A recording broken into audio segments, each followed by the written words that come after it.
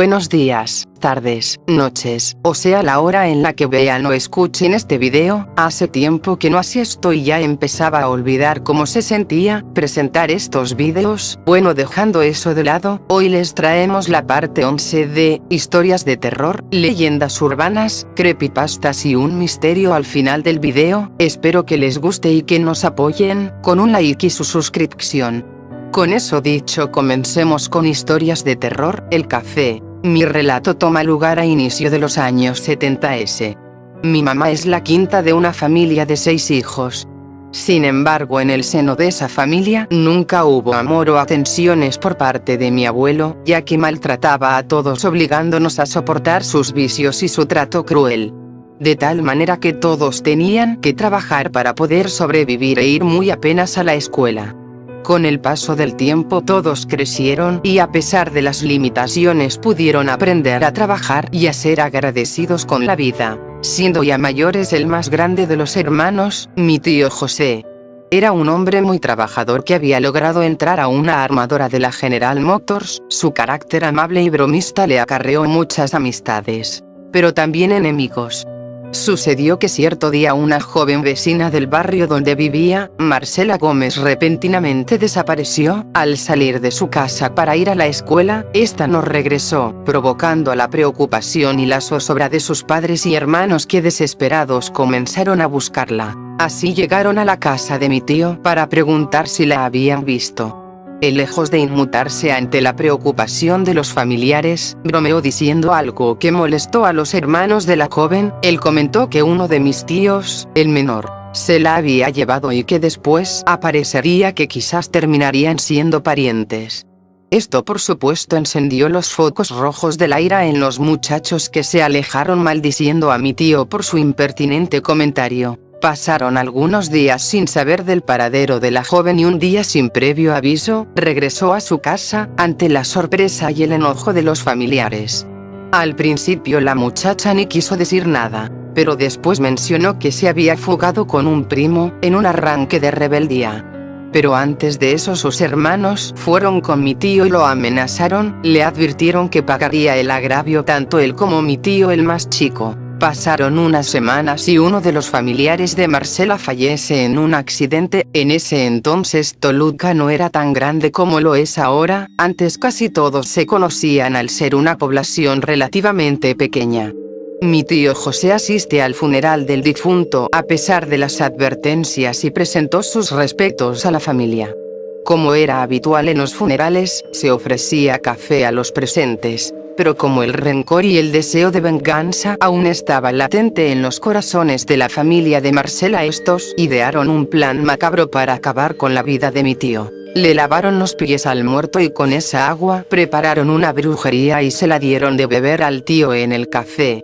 Ahí fue el comienzo de su infierno. Esa misma noche, mi abuelo y otro de mis tíos regresaban de trabajar. Al llegar al departamento donde vivían, en un edificio de interés social, ya los esperaba mi abuela muy mortificada.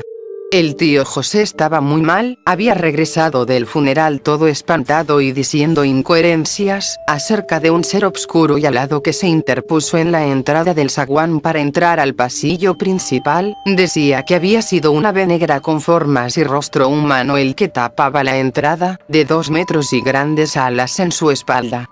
Él, en un intento por entrar, rodeó a la aparición y al llegar a su casa le contó a la abuela. Pero fue tanto su temor que quiso enfrentar a aquello que solo él podía percibir. Subiendo a la azotea intentó apedrear al ser oscuro sin éxito y luego de un largo rato regresó a la casa y estaba completamente mal. Su cordura y sus aptitudes cambiaron radicalmente. En un ataque de ansiedad comenzó a gritar y azotar su cabeza en la pared, abriéndose una herida y dejando salir sangre. Manchó la pared y el piso en su loca alucinación. Mi abuela intentó de muchas maneras calmarlo y con la ayuda de su otro hijo lograron someter y acostar a mi tío, que alucinaba muchas cosas horribles. Desde esa noche no quedó bien, hablaba solo, se despertaba en las noches y se quedaba parado por horas viendo a la ventana y diciendo que el ave negra rondaba la casa. Lo peor comenzó con sus escapadas. Se salía de la casa escuchando voces que le decían: Marcela sigue a Marcela. Él se escapaba y caminaba por largo rato hasta que la gente les avisaba a mis abuelos que andaba como indigente en las avenidas, sin zapatos y sucio, repitiendo siempre el nombre de Marcela. Fueron incontables visitas a doctores especialistas en la mente, psicólogos, psiquiatras, estudios y al final le diagnosticaron esquizofrenia pasiva y lo empezaron a tratar con medicamentos que lejos de ayudarle, lo agravaban aún más en sus alucinaciones. Mis abuelos y tíos eran bastante católicos y apegados a la religión y no creían en curanderos, limpias, ni brujerías. Pero fue tanta su desesperación en querer ayudar a mi tío que aceptaron la propuesta de una vecina de llevarlo con una bruja que leía cartas y hacía trabajos negros. Luego de revisarlo y barrerlos con hierbas, huevos y demás cosas, les dijo a mis abuelos que el tío tenía un trabajo muy fuerte. Él había sido maldecido al beber café en un sepelio o entierro, que era un trabajo muy viejo que le había hecho una bruja a nombre de una tal Marcela. Pero como era algo antiguo no podía deshacerse, la maldición ya se había engriado a él y ese ser obscuro que veía rondar no lo iba a dejar hasta que muriera. La señora se disculpó por no poder ayudarles. Mis abuelos se sorprendieron de los detalles que la señora les dijo y no habían mencionado antes a ninguna persona. Ellos salieron de ahí con el tío enfermo y muy tristes por no haber hecho eso antes, cuando aún pudo remediarse. El tío sigue enfermo, alucinando que ve cosas y su aspecto de hombre feliz y lleno de vida que era antes. Ahora es la sombra de un hombre loco, que habla solo y manotea al aire, como intentando quitarse algo que revolotea a su alrededor. En sus crisis menciona a Marcela y a ese ser obscuro que dice lo ve detrás de su ventana. Hay veces en que tiene momentos de conciencia y reconoce a todos sus hermanos y sobrinos. A mí me llama por mi nombre y conversamos de algunas cosas como cualquier persona normal. Pero de pronto se queda ido y empieza a temblar y a mirar por todos lados con un terror en sus ojos que inquieta demasiado.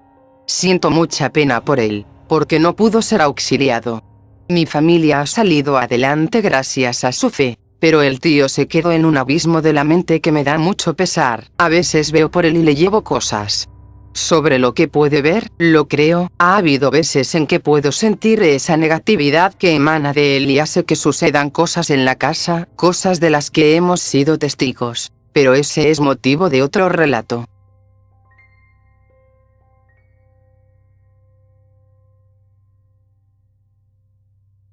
Siempre he pensado que hay momentos para hacer bromas y hay momentos en los que es mejor no decir nada, ya que por lo que dijo se ganó una maldición. No seas exagerado, no es como si hubiese insultado a su familia o hubiese asesinado a alguien, solo parece que el tipo no sabía cómo expresarse correctamente, y si eso te impresionó escucha mi siguiente historia deuda. No recuerdo con exactitud cuándo sucedió lo que voy a contar, solamente recuerdo que había ido a visitar a unos amigos a los que muy pocas veces tenía el gusto de ver, más que nada por la gran distancia que había entre el lugar en el que ellos vivían y el mío. Por esto es que, al vernos, pasábamos el día entero recordando las anécdotas que tuvimos la suerte de vivir en otros tiempos. Por lo regular nuestra plática se extendía hasta la madrugada y aquella vez no fue la excepción. Tras despedirme de mis amigos comencé a caminar por las solitarias calles en dirección a mi casa. Sin embargo, después de apenas unos minutos, vi a una hermosa joven que caminaba en sentido opuesto al mío, lo cual me pareció muy extraño debido a la hora. En el momento en el que ella pasó junto a mí, no fui capaz de resistirme a hablarle, y usé como pretexto el hecho de que yo no conocía bien esos lugares. En este punto tengo que decir que aunque sé perfectamente que esto era una tontería, la belleza de la joven me cautivó tanto que hubiera hecho cualquier cosa con tal de conocerla. Ella respondió amablemente la pregunta que le hice, así que me atreví a preguntarle su nombre y ella me dijo que se llamaba Elizabeth. Entonces le pregunté qué hacía afuera de su casa a esas horas. Ella respondió que no quería sentirse atrapada en ese lugar por ahora. Al ver la profunda tristeza en su bello rostro al decir estas palabras, no quise insistir más con el tema, pues no quería molestar a la mujer más bonita que yo había visto en toda mi vida. De la forma más educada posible, le pregunté si había un lugar en el que pudiéramos platicar tranquilamente. Elizabeth me dijo que a 3 cuadras de donde estábamos, se encontraba un pequeño parque al que ella solía ir para pensar mejor las cosas. Una vez en el parque, Elizabeth quiso compartir conmigo aquello que le molestaba, lo cual era la obstinación que tenía su madre en tratar de hacerla más sociable y extrovertida, cosa que a Elizabeth no le agradaba en lo más mínimo, pues su carácter era introvertido por naturaleza, y de hecho ella me contó que nunca se había llevado bien con ninguna persona, por lo menos no hasta ese momento. Al oír esto, y sin dejar de verla a los ojos, la rodeé con uno de mis brazos y la abracé fuertemente. De esta manera me di cuenta que ella estaba heladísima, sin importar la ropa de estilo conservador, pero elegante, que llevaba. Entonces le ofrecí mi chamarra, la misma que alguna vez me había prometido a mí mismo, que solamente mi chica podría usar. Después de un rato hablando de varias cosas, me ofrecí a llevarla a su casa e insistí en quedarme afuera de esta, hasta que ella entrara por la puerta. Elizabeth me dijo que si sus padres me veían cuando ella abriera la puerta, iba a tener muchos problemas, así que me pidió por favor que me marchara antes de entrar. Aunque no me agradaba nada la idea de dejarla sola ni por un segundo, acepté de mala gana su petición, pues no quería que Elizabeth tuviera algún problema por culpa mía.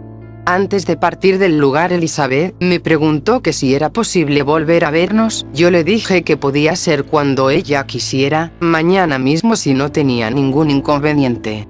Entonces ella sonrió y me dijo que le parecía perfecto vernos mañana, y añadió que era una promesa y que no la olvidará. Al otro día fui desde temprano con mis amigos para reclamarles por qué motivo no me habían dicho nada acerca de una joven tan dulce y bonita como Elizabeth. Cuando dije esto, mis amigos se estremecieron súbitamente, como si hubiera dicho algo inapropiado. Uno de ellos me respondió que no conocían a nadie con ese nombre. Sin embargo, debido a que la casa de Elizabeth estaba apenas a 1 cuadra de distancia, y a la reacción que tuvieron cuando mencioné el nombre de Elizabeth, en un principio me pareció una mentira lo dicho por mi amigo, y para ser honesto llegué a pensar que si negaba conocerla, era porque él o alguien más tenía algún tipo de interés en Elizabeth, en mi Elizabeth. Pero como después de tantos años mi amigo conocía todos los problemas que he tenido y causado por culpa de los celos, me dijo en un tono muy serio, que ellos realmente no conocían a ninguna joven con ese nombre, no al menos con vida. Lo que mis amigos me contaron en aquel momento me obligó a preguntarle a un gran número de personas que vivían por los alrededores, qué era lo que sabían acerca de Elizabeth, y para mi sorpresa y decepción todos me dijeron lo mismo que mis amigos, que ella había sido una hermosa y solitaria joven, que un día sorpresivamente le quitó la vida a sus padres a causa de la necedad e insistencia de su madre por tratar de forzarla a ser amigos, a pesar de las negativas de Elizabeth, la cual después de haber asesinado a sus padres, tomó varios medicamentos que la hicieron caer en un sueño del que ya no despertó. Incluso después de oír esta horrible historia de varias personas distintas, aún me negaba a creer que la Elizabeth que había conocido una noche antes hubiera sido capaz de hacer algo así. Ni qué decir del hecho de que ella ya no era parte de este mundo. Para terminar con mis dudas, le pedí a mis amigos que me llevaran a la tumba de Elizabeth. Dentro del cementerio, la única esperanza que tenía de que todo fuera una mentira y nada más, se hizo pedazos al estar frente a su sepulcro. En ese instante le dije a mis amigos que me acompañaran a mi casa, pues no soportaba estar más tiempo en aquel lugar tan lúgubre. Por la noche de ese mismo día empezaron a ocurrir extraños sucesos en mi casa. Objetos que se caían de su lugar sin motivo aparente, puertas que se cerraban de forma violenta, a pesar de que no acostumbro a dejar abiertas las ventanas de mi casa, y algunas otras cosas fuera de lo normal. Con el pasar de los días, este tipo de manifestaciones han ido incrementándose tanto en intensidad como en rareza. Por ejemplo, la otra vez creí ver la silueta de Elizabeth caminando dentro del espejo que tengo en mi habitación, pero al observar detenidamente el espejo por algunos minutos no volví a ver nada extraño. Sin embargo, esta no ha sido la única vez que he visto a Elizabeth. Hace apenas 5 noches estaba dormido de forma normal, cuando de la nada sentí que alguien me veía desde afuera de mi ventana, lo cual me hizo despertar y voltear a ver hacia esta. Fue de este modo que logré ver una sombra de aspecto femenino que desapareció casi de inmediato, sin importar que mi habitación se encuentra en el segundo piso y la ventana da hacia la calle. Por estas razones es que ahora escribo esto, pues quiero que se conozca la historia de Elizabeth, quien se debe de sentir traicionada porque yo no cumplí con nuestra promesa de ir al parque al día siguiente de habernos conocido.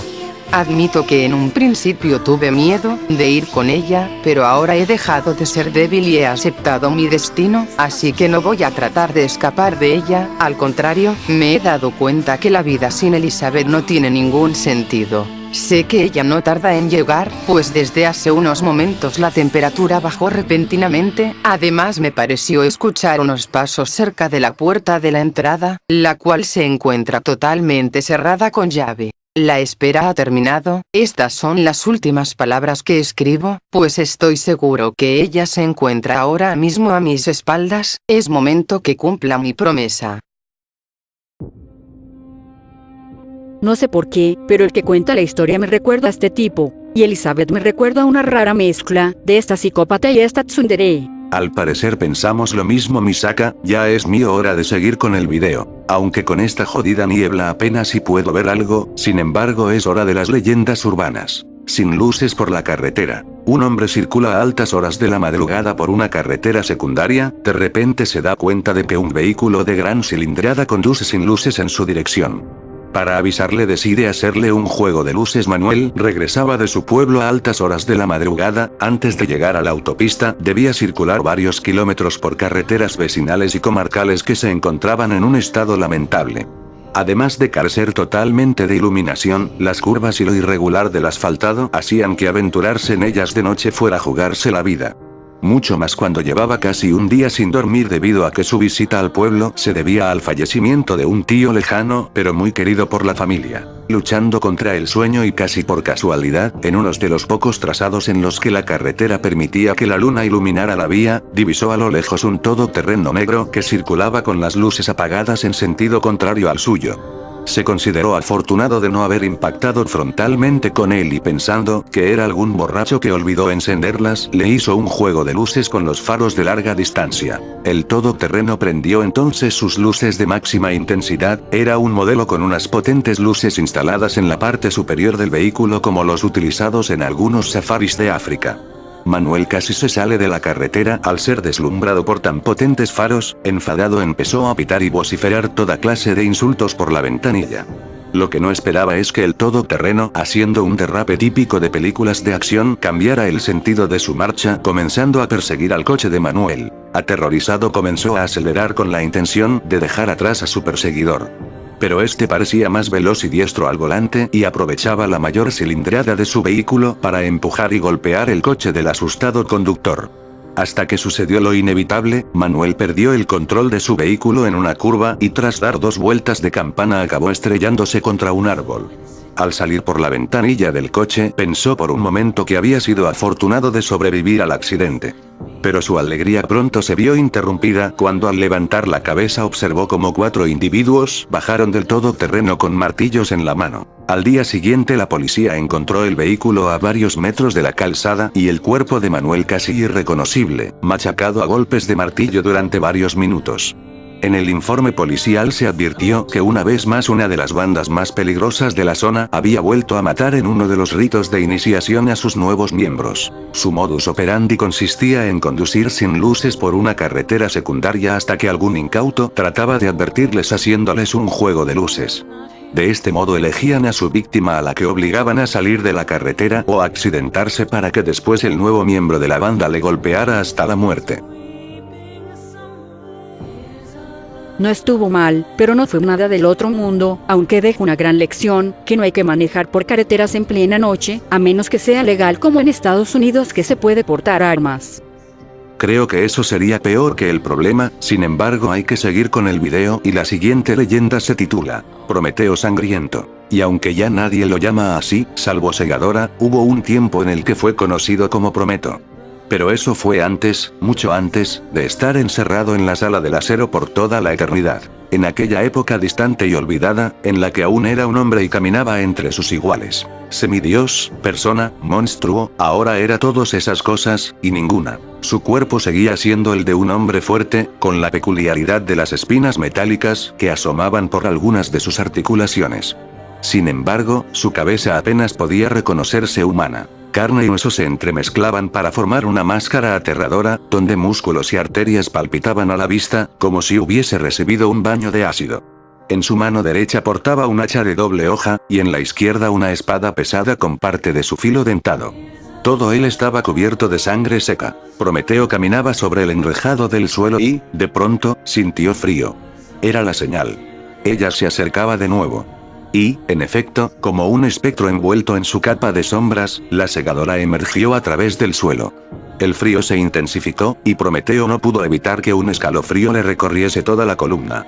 Tal vez fuesen los vestigios de su parte humana, que así respondían aún. Segadora flotó hasta la única puerta de la sala del acero. Aquí llegan los próximos, siseó, como una suave brisa de escarcha. Y con un chirrido metálico, abrió la puerta y desapareció tras ella. Por el oscuro corredor no tardaron en llegar gritos, llantos y lamentos de toda clase. Prometeo cruzó varias veces sus potentes brazos sobre el pecho, a modo de calentamiento. Resopló como una bestia y se preparó, a unos metros de la puerta. El primero en entrar fue un niño, muy delgado. En cuanto vio el monstruo de pesadilla que se abalanzaba sobre él, comenzó a abrir por completo sus ojos, su boca, en un grito que nunca llegó. La espada cortó su frágil cuerpo por la mitad como un rayo invisible. Sus intestinos se escurrían por el enrejado cuando su madre entraba. Su chillido de horror infinito resonó por toda la sala, hasta que el hacha atravesó su cabeza a la altura de la mandíbula, silenciándola para siempre. Un río humano, desnudo, comenzó a entrar en tropel, sorteando el cuerpo de la mujer que aún se convulsionaba entre espasmos. La sala del acero pronto devino en una jaula infernal de gritos y terror sin límites. Todos corrían de un lado para otro, intentando en vano poner distancia entre ellos y la muerte segura que representaba el hacha y la espada. Prometeo bramaba como una bestia, envuelto en un torbellino de sangre y vísceras. Cada movimiento de su brazo significaba un pecho abierto en canal, una amputación, una hemorragia imparable, algunos tropezaban y caían con los moribundos o sus restos cercenados, quedando tirados en posición fetal sobre el enrejado, con la esperanza de pasar inadvertidos a la furia de Prometeo. Otros, sin embargo, conducidos por la desesperación absoluta de saberse muertos en breve, se arrojaron sobre las armas que colgaban de las paredes de la sala, en un intento de ataque coordinado contra el bestial Prometeo. 5 hombres se abalanzaron gritando sobre él desde diferentes direcciones, blandiendo las hachas, mazas y espadas arrebatadas a su dueño. Prometeo se dispuso a recibirlos. Y como niños enfrentados a un adulto, no tuvieron la menor posibilidad de victoria. La pericia de Prometeo con sus armas se había afinado durante toda una eternidad de carnicerías constantes, hasta el extremo de que solo 2 de sus adversarios comprendieron que habían muerto antes de caer hechos pedazos. El resto de personas que contemplaron aquella lucha fugaz volvieron a gritar, aún más fuerte, aterrorizados por completo. Prometeo resolló, y se dirigió hacia ellos. En la sala del acero ya solamente se escuchaban algunos gritos dispersos de dolor y agonía. Prometeo pisaba la alfombra de cuerpos destrozados, y descargaba el hacha sobre cada moribundo que escuchaba y distinguía entre la masa de carne muerta. El olor a sangre y entrañas abiertas impregnaba toda la sala, como una nube nauseabunda casi visible. Al fin, el silencio de la muerte volvió a reinar, y Prometeo pudo oír su propia respiración acelerada. Se acercó hasta una de las paredes, que tenía un ancho escalón a lo largo de su parte baja para separarla del enrejado del suelo, y colgó sus armas ensangrentadas. Se detuvo a recuperar el aliento. Una de sus arterias bombeaba como un segundo corazón incrustado en un lado de su monstruosa cabeza. Entre los escasos huecos del enrejado que habían quedado libres, Prometeo pudo observar cómo la sangre de sus víctimas se precipitaba al vacío, sobre el que pendía la sala del acero.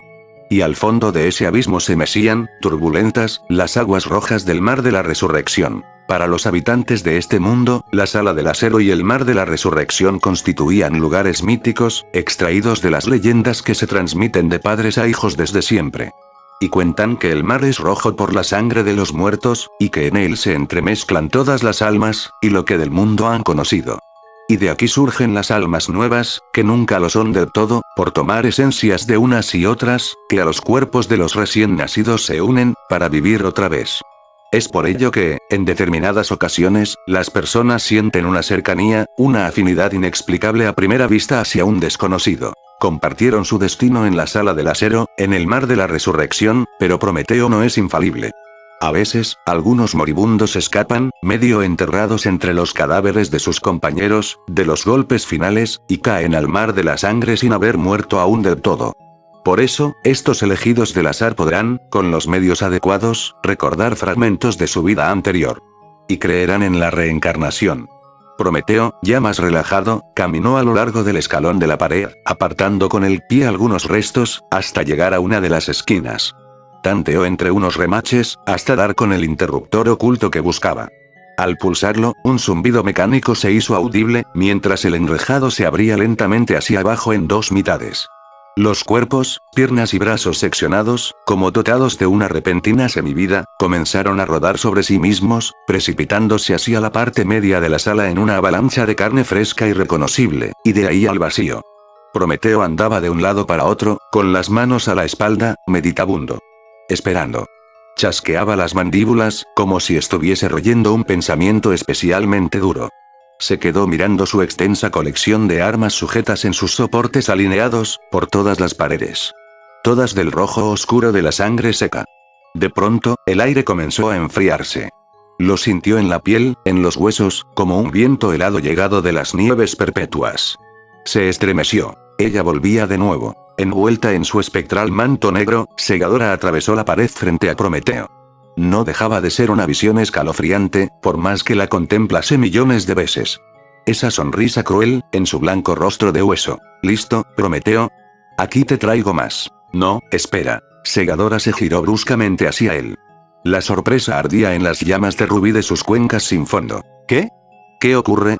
La voz de Prometeo sonó extraña. Debo abandonar este lugar. No puedo seguir con esto, Segadora. La siniestra figura no llegó a abrir la pesada puerta, como pensaba, y se encaró con Prometeo. ¿Por qué dices eso? Él sintió como su cuerpo se helaba. Llevas toda una eternidad haciéndolo, sin el menor problema. Es tu deber. Tu trabajo. Tal vez sea esa la cuestión. No puedo pasar otra eternidad matando, casi sin cesar. Mi futuro es un presente cristalizado y sin cambios. Necesito modificar este horizonte estéril. Como ves, tantos milenios de brutalidad continuada no han conseguido extinguir ese resquicio de humanidad que aún debo conservar. Segadora le observaba con fiereza, como si fuese un niño estúpido y obcecado. Él le dedicó un amago de sonrisa, casi una mueca, mientras se dirigía a la esquina que ocultaba el interruptor. Sabía que ya nada serviría, ninguna palabra la haría cambiar su parecer, ni siquiera todo lo que habían superado juntos. La conocía bien. Siempre se había adaptado mejor que él a las circunstancias. Y, aunque eran idénticos en muchos sentidos, ahora lo veía claro. Le había acompañado a través de tantos horrores solo para estar a su lado, nunca hubiera caído tanto de haber estado sola. Ahora, por su culpa, a ella le esperaba una eternidad mucho más cruel de lo que le correspondía. Solo por seguirle en su rebelión absurda, suicida. Y aún le pedía que siguiese cayendo, maldito egoísta. Ella se quedaría aquí y sería lo correcto. Bastante había hecho ya por él. Sin embargo, no podía evitar que en su pecho todavía latiese esa mezquina esperanza. Que le acompañase otra vez en su locura, juntos de nuevo en la caída por el abismo infernal, hasta el fondo de la más abyecta degradación del alma, sin que nada importase. Juntos para siempre, como al principio. No lo hagas, Prometeo, o te arrepentirás, dijo Segadora, con la certeza en su voz. Sin dejar de observarla, pulsó el interruptor. El enrejado del suelo comenzó a partirse en dos. Vamos, Segadora, susurró. Ella le devolvió la mirada. Sabía que nada de lo que dijese cambiaría el curso del destino. Porque en eso eran iguales. El orgullo, la desmedida, la sinrazón, era la última vez que sentiría el calor de su presencia. El enrejado se abrió por completo. Puede que volvamos a vernos, Segadora, dijo Prometeo. Y saltó. Segadora contempló cómo desaparecía en el mar de sangre. Para él no sería el mar de la resurrección, sino la puerta al dolor infinito, a la tortura de su mente, a las formas irreconocibles de sufrimiento que aguardan a aquellos que, como él, susurran en sueños la canción del abismo. Prometeo, tal y como lo conocía, había dejado de existir. Con un zumbido, el enrejado comenzó a cerrarse lentamente. La sala del acero estaba desierta. Segadora ya había dejado abierta la puerta metálica, pero aún no había llegado quien esperaba. Escuchó unos ruidos por el corredor oscuro. Pasos precipitados, asustados. Al fin, por la puerta emergió aquel cuya voluntad había marcado este destino, aún sin saberlo. Era un hombre escuálido, de piel blanca. Trastabilló al entrar y cayó de bruces sobre el enrejado. Segadora no pudo evitar una sonrisa de amargura ante la comparación. Puede que Prometeo y este pobre diablo fuesen los seres más opuestos de toda la creación. Ante las llamas de sus ojos, su alma simple era transparente. Sintió un vacío que se expandía dentro de su manto de oscuridad. El hombre se levantó como si el enrejado estuviese al rojo vivo. Aterrado, miraba con sus grandes ojos en todas direcciones, y cada golpe de vista acentuaba su lividez extrema, su terror. Un abismo de aguas rojas, un encierro de acero, esas incontables armas ensangrentadas y griega. Ella, majestuosa y terrible, flotando ante él entre sombras de hielo, riéndose de su horror. «Coge tus armas, Prometeo, se están acercando», siseó como el viento en la noche. Pero el hombre, con las manos aferradas a su cabeza, solo gritaba y gritaba. Ella dudaba de que pudiera llegar a blandir siquiera una masa. Segadora se desvaneció a través del muro de metal herrumbroso a sus espaldas. Pero ya aprendería. Tenía toda una eternidad para aprender. Oye, Camito, creí que la única que hablaba de poesía aquí era yo, no obstante fue un muy lindo poema. Ahora es tiempo de la sección de creepypastas, espero que estén listos. Cierra la puerta. Ocurrió de nuevo en el pasillo, en el cuarto de baño. Tranquilamente, sin previo aviso, doblando la punta de la hoja para no perder el hilo de la trama, dejé el libro sobre la mesa y, metiendo los pies en las chinelas, me levanté sobresaltado. Supe que había ocurrido de nuevo, mi corazón me lo advirtió. No podría decir con exactitud cuántas veces se lo advertí a Isabel, pero al fin y al cabo no era su culpa, no podría hacerlo. Caminé lentamente mientras las chinelas producían el sonido de arrastre que hace uno al caminar despacio. La vela producía sus típicas sombras en la oscuridad. Llegué al pasillo y levanté la vela en alto. En efecto, Isabel lo había olvidado de nuevo. Me acerqué despacio, a cada paso el corazón me latía más deprisa. Sujeté el pomo de la puerta entreabierta, la abrí y eché una ojeada adentro. Al advertir todo en completa calma, cerré la puerta cuidadosamente.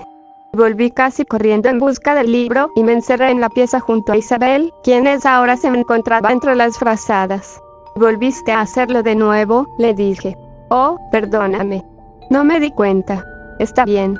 No es nada. Soy una descuidada. Fue en el baño, ¿verdad?» «Sí. Ya la cerré. Trataré de no olvidarlo la próxima vez». «De acuerdo». Cada vez que ocurría para esa hora, no me daban muchas ganas de charlar en la cama. Le di un beso y, soplando la luz del candelabro, me acurruqué y me zambullí en mi mar de pensamientos, esperando no tener ningún mal sueño esa noche. Por las mañanas, después del desayuno, apenas después del alba, siempre me agradaba pasar un tiempo con Isabel, ayudándole en algunas labores de la casa antes de partir al campo. Hablábamos de casi todo: las labores de casa, la economía familiar, mi trabajo como jefe de estancia. Pero lo que más nos gustaba era el arte, sobre todo la música y la pintura. Es verdad que no teníamos mucho dinero, pero hace un par de años, cuando tuvimos buena cosecha, pudimos propiciarnos de algunas piezas de pinturas y mandarnos a hacer retratos propios. Pero lo que más nos emocionaba era poder tocar sonatas de Mozart en el nuevo piano que teníamos en la sala común. Isabel sí que sabía sacarle provecho al nuevo instrumento. Ella había estudiado música con un profesor particular cuando joven, y de vez en cuando me enseñaba alguna que otra bonita melodía. Yo me deleitaba escuchándola tocar todo el día del sábado. Pero en fin, esto no es más que un simple intervalo, algo simple que hacen todos los escritores y narradores de historias, una forma de conocimiento de los personajes, de su papel o no papel en la trama. De esto ya no hace falta hablar más, ¿verdad? Espero que no quisiera comprometer al lector a tener que atar cabos innecesariamente. Era algo que molestaba a muchos cuando debíamos asistir a alguna fiesta familiar o a algún evento social. Era ridículo estar parados sentados cerca de las puertas, cerrándolas porque algún tonto descuidado había olvidado hacerlo.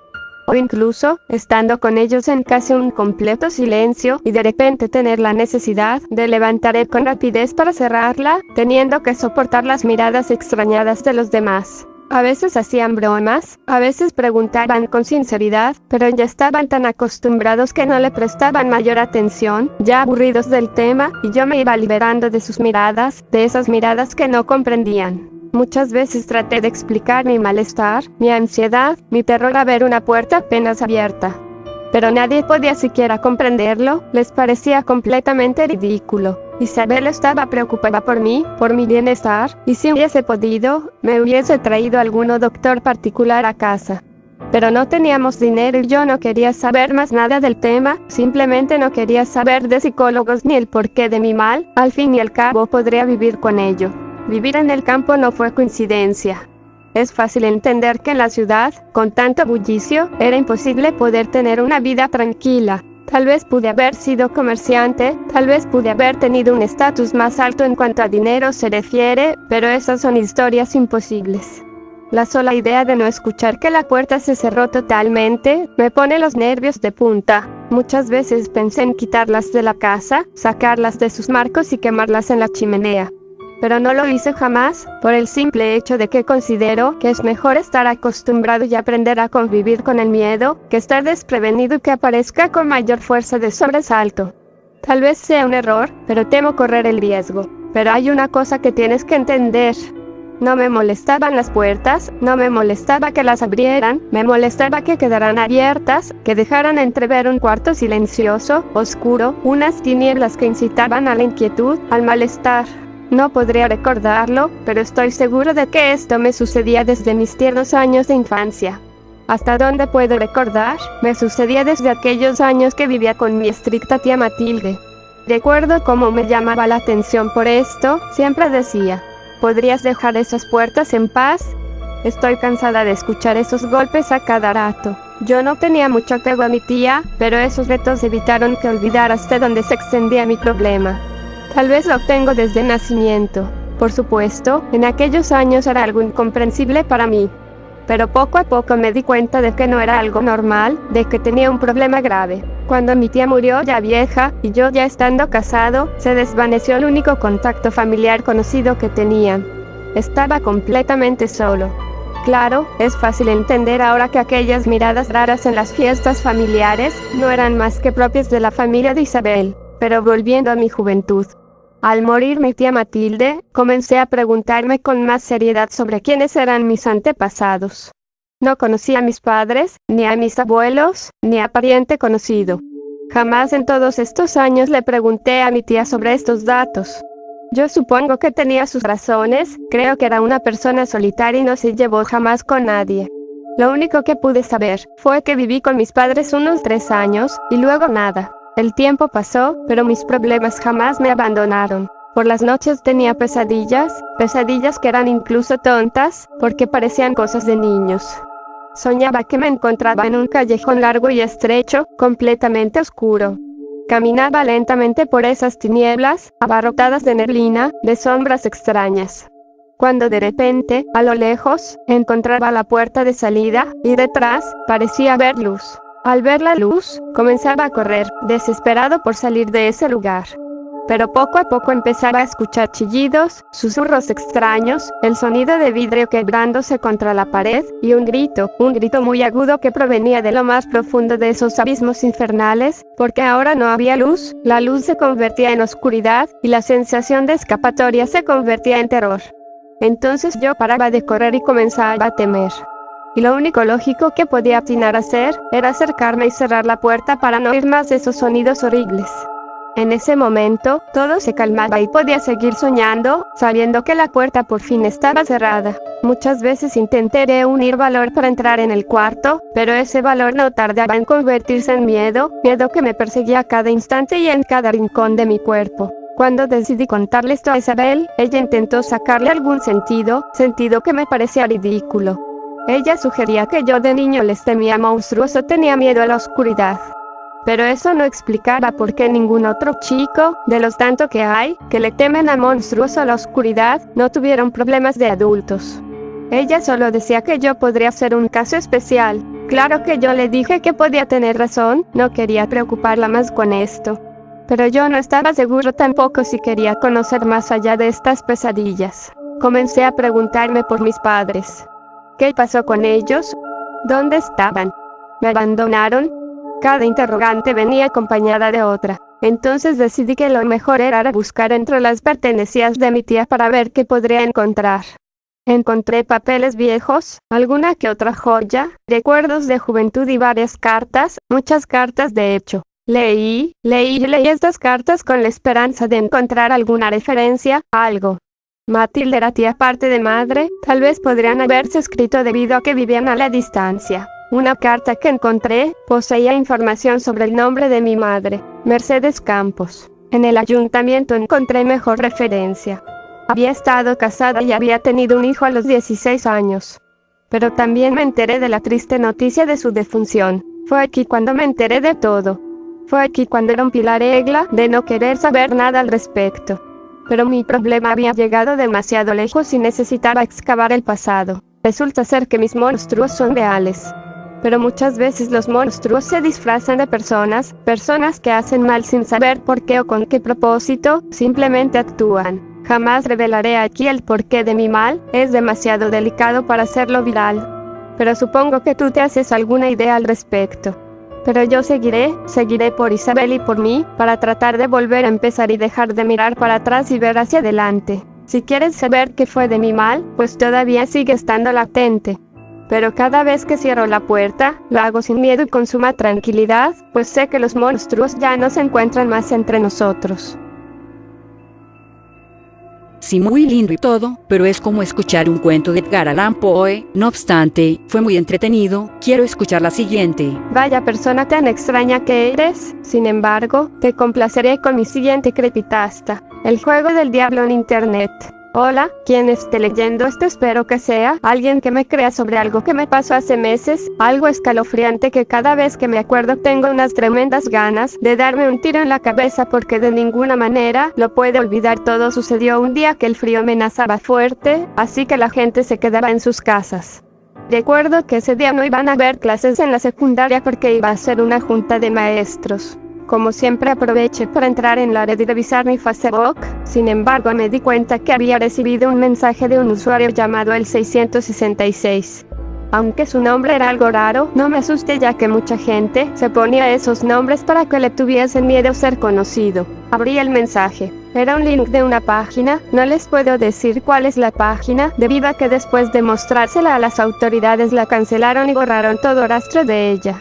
Una vez que entré, la página no era más que color negro de fondo y rojo en los bordes y letras. Lo que me sorprendió a primera vista fue que el rojo color sangre se veía hiperrealista, como si estuviera viéndolo en 3D pero sin las gafas. De repente se empezó a bajar un archivo, pero no lo podía cancelar debido a que el botón de cancelar no estaba remarcado, o sea que no estaba disponible la opción.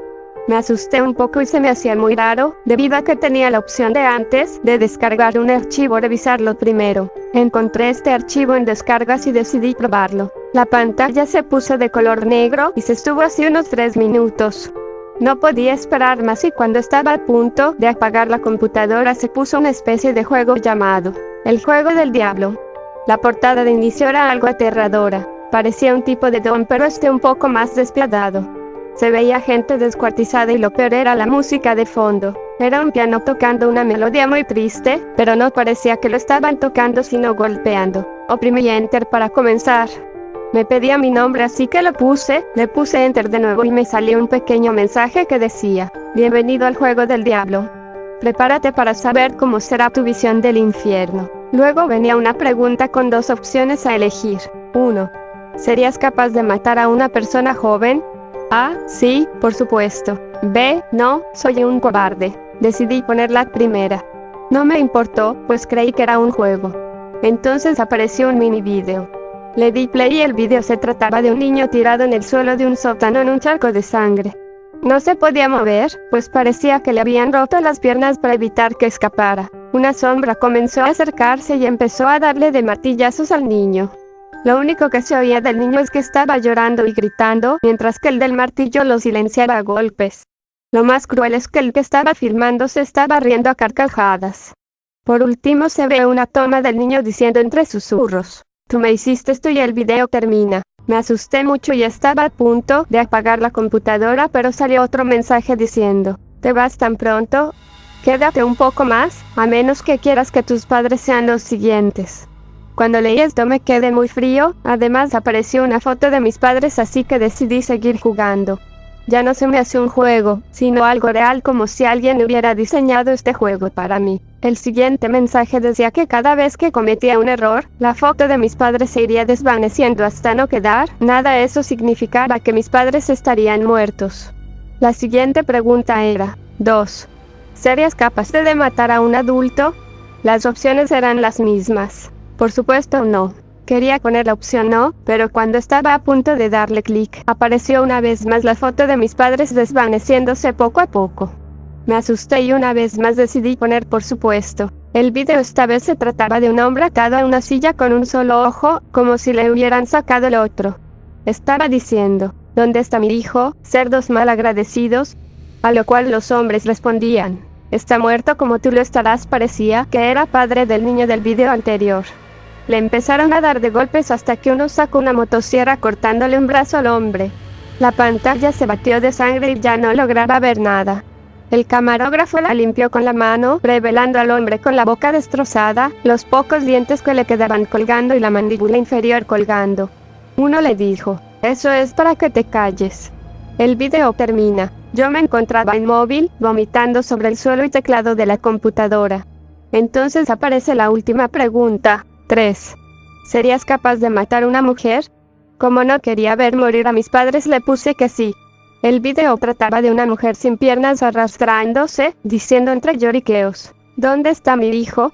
Los lloriqueos eran tan fuertes que quebraban a cualquiera en pedazos. La pobre mujer era golpeada mientras la pisaban hasta que se quedó inmóvil. El video acaba. Por último sale un mensaje que decía: eres fuerte, resististe estos videos como un hombre, sin embargo a nosotros nos gusta acabar con ustedes. Sale un video de mis padres bañados en gasolina. Yo gritaba: no, por favor. Mis padres me estaban diciendo: huye hijo, que no te alcancen. Lo último que vi era un hombre acercándose con un lanzallamas, terminando de una vez por todas con mis padres. Corrí llorando lejos de la computadora, deseando que nunca hubiera pasado, mientras se oían los gritos desgarradores de mis padres. Lo único que recuerdo es que esa es mi visión del infierno, y lo estoy viviendo con esas horribles imágenes despiadadas por el resto de mi vida. Espero que estos medicamentos lo dejen en el pasado. Eso sí sonó más a una creepypasta ahora, me dan ganas de buscar el juego. El único problema es que no hay buena recepción de Wi-Fi aquí. Y que lo digas, contrate un servicio de internet hace un mes y todavía no han llegado. Te recuerdo que estamos en una ciudad que se cree que está prácticamente abandonada y que suceden cosas extrañas aquí, sea de día o de noche. Hablando de cosas extrañas, es hora de terminar con el video, con mi parte de misterios. Es verdad. Deleítanos con tu misterio de hoy. El hombre del sombrero. En muchas culturas de todo el mundo, miles de personas afirman haber visto seres oscuros acechando en la oscuridad. Como ya publicamos en Sombras Oscuras, captadoras de almas, estos seres son considerados como una especie de entidades oscuras que, según los testimonios, en ocasiones tienen forma humana, pero dentro de estas misteriosas sombras existe una variación de este tipo de entidades, el conocido hombre del sombrero. Muchas personas aseguran haber sido testigos del hombre del sombrero, descrito como una especie de silueta humana, con una capa larga negra y un sombrero de gaucho con borde plano. Algunas personas han informado que llevaba un reloj de oro que colgaba de su costado, y unos rasgos faciales que se asemejaban a una niebla oscura, ojos rojos o de color negro sólido.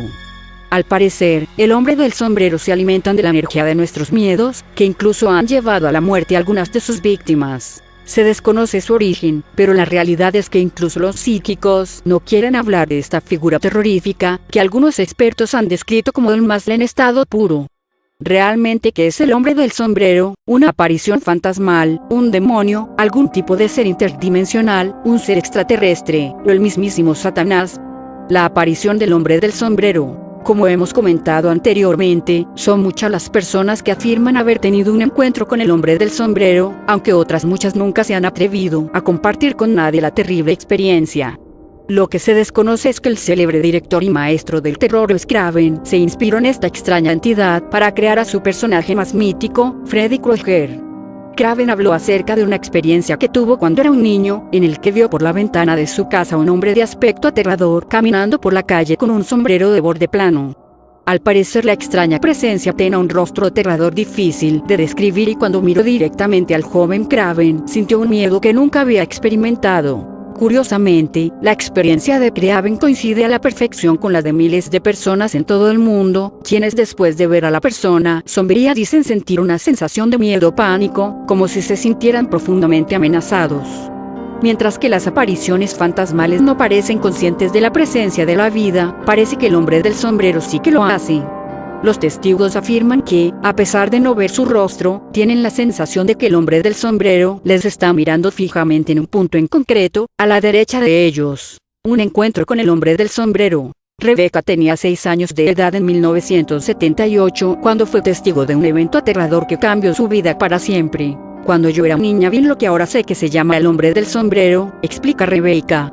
En este momento de mi vida, mi madre, mi hermana y yo vivíamos con mis abuelos de vez en cuando debido a nuestras propias circunstancias. Rebecca recuerda que otros parientes también se alojaban en casa de sus abuelos en ese momento, teniendo que dormir en el dormitorio para invitados con su hermana. Esa noche, Rebecca y su hermana dormían en la habitación de su abuela, y pronto descubrieron que no estaban solas. Mi hermana y mi abuela estaban durmiendo en la cama, y yo estaba durmiendo entre las dos con la cabeza a los pies de la cama, dijo Rebecca. Tuve una terrible pesadilla, una donde los cajones se abrían y se cerraban solos y la ropa volaba por toda la habitación. Rebecca se despertó del sueño aterrada y ella pateó suavemente tratando de despertar a su abuela, pero no pudo despertarla. Ella volvió la mirada hacia la cómoda, donde pudo observar una gran silueta aterradora. Era una figura amenazante en la oscuridad, parecía estar en la cabecera de la cama. El hombre llevaba una capa larga, un sombrero de copa y un bastón, dijo Rebecca. No tenía rasgos reales, sino que era como un objeto sólido. Yo estaba aterrorizada porque había alguien más en la habitación y porque reconocí que no era humano.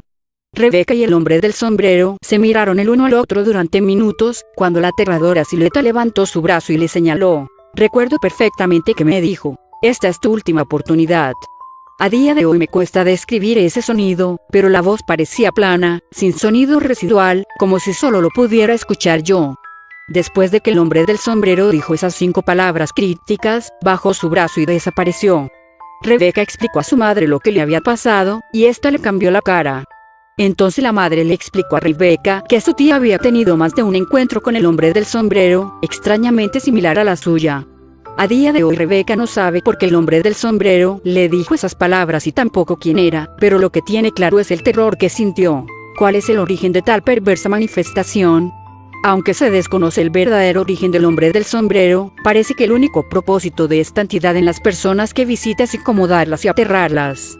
Aunque el caso de Rebecca es excepcional, normalmente no trata de comunicarse.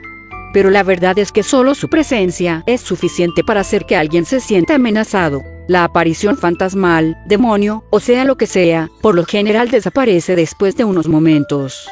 Parece que este fenómeno que le ha ocurrido a miles de personas ofrece más preguntas que respuestas. La mayoría de las personas que han visto el hombre del sombrero afirman que es sólido y, definitivamente, parece ser un cuerpo masculino. El contorno del sombrero también es distinto y sólido. Entonces es natural suponer que es suficientemente real como para ser algo más que la imaginación del testigo. La teoría por parte de la ciencia es que podría ser manifestaciones físicas de la propia psique, y de alguna manera se crea inconscientemente después de que un individuo experimenta algunos problemas en la vida. Pero esto no explica cómo miles de personas en todo el mundo de culturas diferentes han descrito la misma presencia aterradora con los mismos sentimientos. Cualquiera que sea el caso, si alguna vez eres una víctima más del hombre del sombrero, sin duda sentirás el verdadero mal. No olviden que si les gustó este video, darle un like y su suscripción, eso nos motiva a hacer más videos como estos. Nos vemos.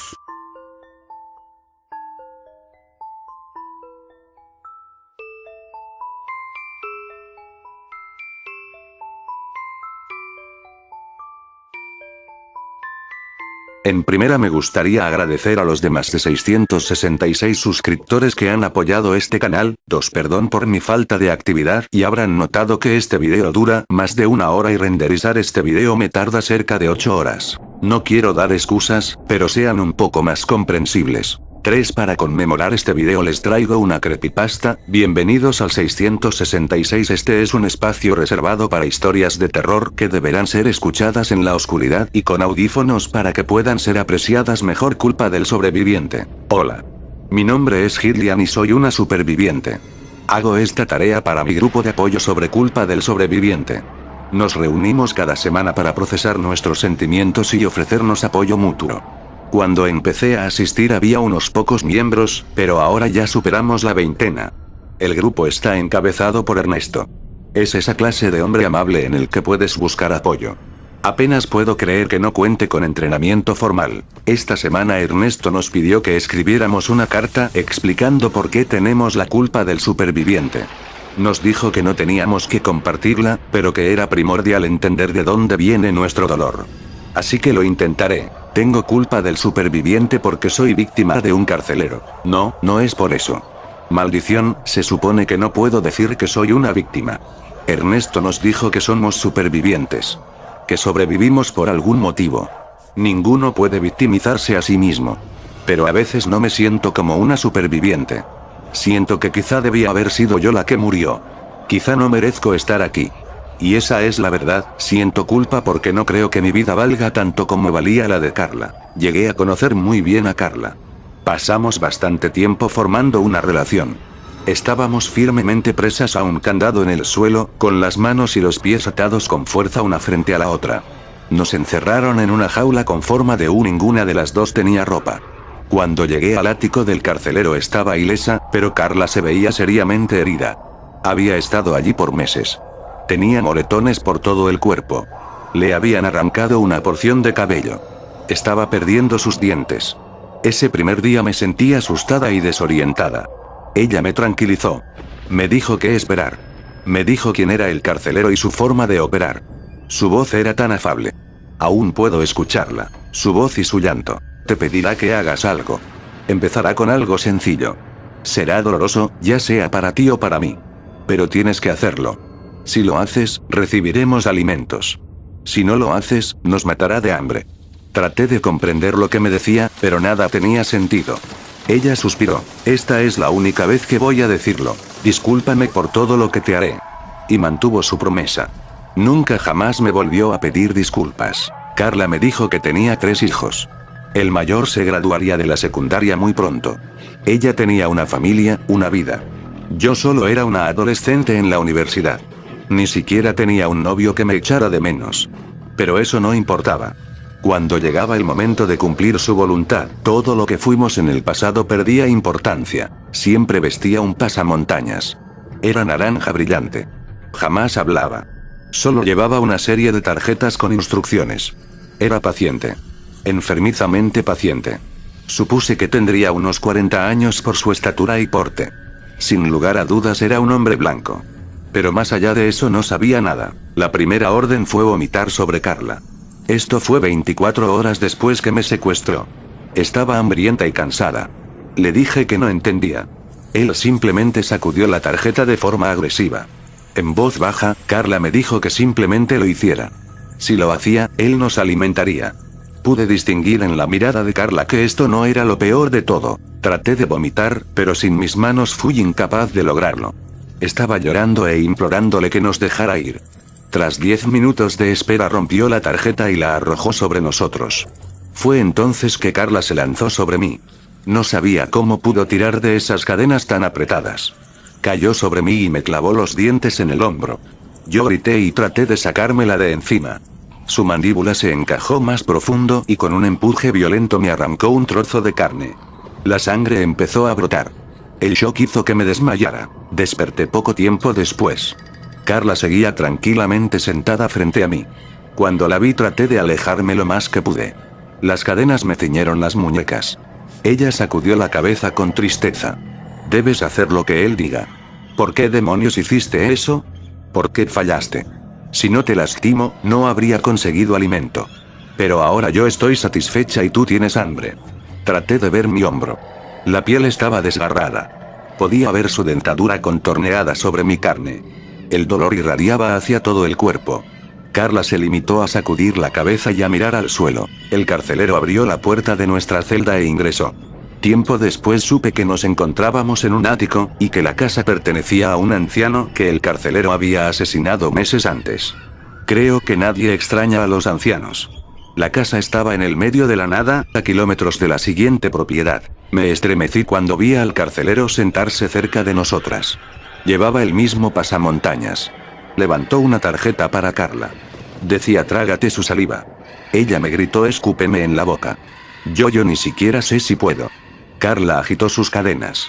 Hazlo. Me chupé las mejillas. Hacía horas que no había ingerido ni una sola gota de agua. Junté tanta saliva como pude sobre mi lengua.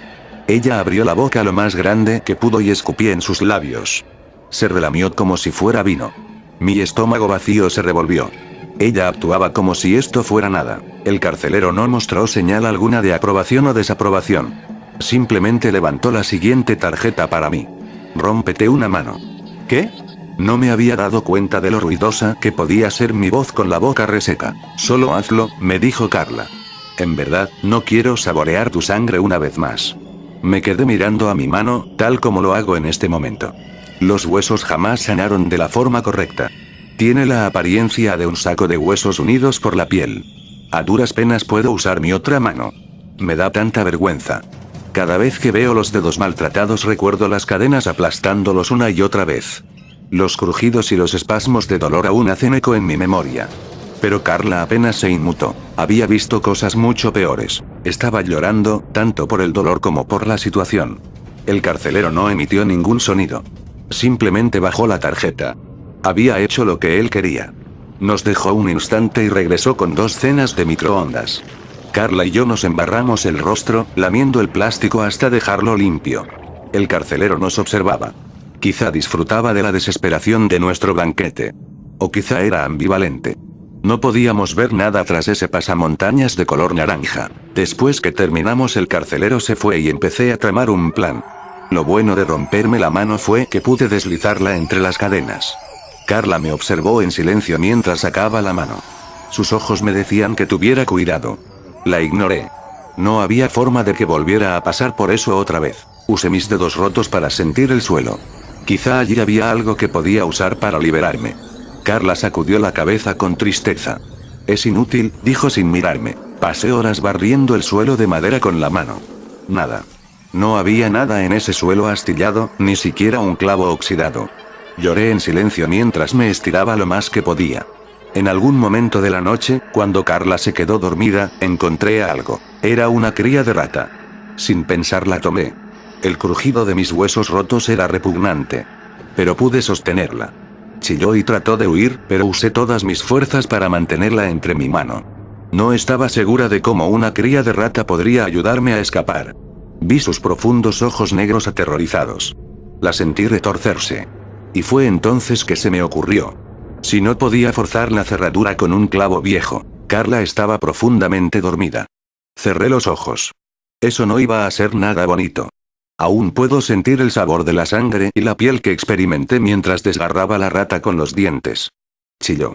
Lo más humano habría sido romperle el cuello, pero necesitaba su columna vertebral intacta. En lugar de eso la despellejé. Una vez que hice un agujero lo suficientemente grande, usé mi mano sana para tomar la columna vertebral del animal. La rata había dejado de dar batalla pero aún sangraba. Mi rostro estaba cubierto de sus entrañas. Con mucho cuidado, retiré la espina dorsal. Era pequeña, pero esperaba que fuera suficiente para liberar la cerradura. Incapaz de sentir piedad, deseché la rata. No sé cuánto tiempo le llevó morir. La siguiente hora la pasé tratando de forzar la cerradura. Solo necesitaba liberar el enorme candado en nuestros pies.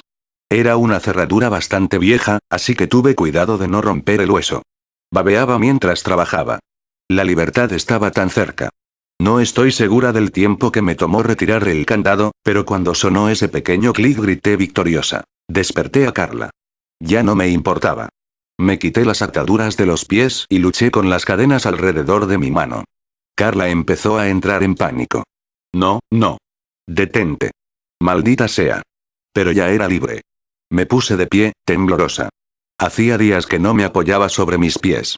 Mi cuerpo estaba débil y cansado, pero estaba lista. Sabía que saldría de allí. Mi grito no solo despertó a Carla. El carcelero azotó la puerta, vio mi pequeño cuerpo libre de sus cadenas. Estaba preparada para luchar contra él. A pesar de mi horrible condición, hubiera preferido la muerte antes que me atrapara de nuevo. El carcelero me miró de arriba a abajo, y luego caminó a mi derecha. Se arrodilló cerca de Carla, que en ese momento estaba sollozando. Volteó la cabeza y me indicó con la mano que me fuera. ¿Simplemente me vas a dejar ir? Le pregunté aturdida. Asintió. Repitió el gesto para que me fuera y con la otra mano pasó un dedo por la garganta de Carla. Comprendí lo que quería decirme. Si me iba, mataría a Carla. Hice una pausa. Mi humanidad se arrastraba de nuevo. Carla era una buena persona. Ella intentó ayudarme. ¿Era posible que simplemente la dejara morir? Ella no pidió clemencia. Solo lloró y me miró, cara a cara. Yo sabía lo que tenía que hacer. Y así fue como escapé. Salí corriendo de aquella horrible casa y nunca más miré hacia atrás. Iba desnuda y llorando mientras gritaba por ayuda. Corrí kilómetros, tropezándome con los obstáculos más pequeños. Pero eventualmente llegué a otra casa y llamaron a la policía. Me llevaron al hospital y me trataron las heridas. Sobreviví. ¿Acaso no es eso lo que los humanos debemos hacer? Subsistí a pesar del costo. Sin embargo, el rostro de Carla aún me sigue atormentando. Debí permitirle que siguiera viviendo. Ella era la más fuerte. La buena. La única con una vida. Ernesto me dijo que yo no maté a Carla, el carcelero lo hizo. Pero la verdad es que bien podría haber sido yo. Tengo que finalizar la carta aquí. Mañana la leeré ante el grupo. Ernesto dice que regresar a la escena del crimen, incluso con el recuerdo, puede ser terapéutico. Pero eso hacen los criminales. Revisitan sus malas acciones. No sé por qué Ernesto quiere que escriba esto. Quizá quiere ver el crimen desde mi perspectiva. No cuestionaré sus métodos. Solo quiero cerrar el ciclo. Quiero sentir que hice lo correcto. Casi desearía que el carcelero estuviera aquí para que me recompensara con una comida congelada. Pero nunca lo atraparon. Dejó el cuerpo de Carla en el ático, medio comido por las ratas. ¿Culpa del sobreviviente alguna vez desaparece? Ernesto diría que no. Pues de poder desaparecer, ¿por qué el carcelero me liberaría? Él me reclamó como una víctima, a pesar de que aún sigo con vida.